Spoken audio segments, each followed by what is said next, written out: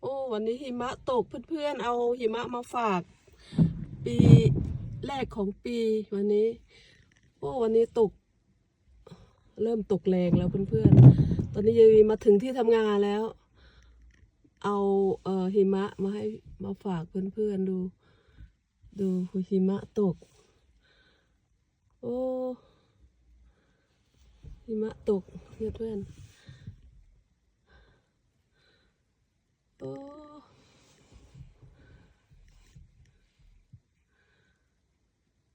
ตกครั้งแรกของปีวันนี้นี่สวยงามเนาะหิมะแต่ก็อากาศหนาวเพื่อนๆดูโอ้เอาหิมะมาฝากเพื่อนๆดูสวยงามเนาะ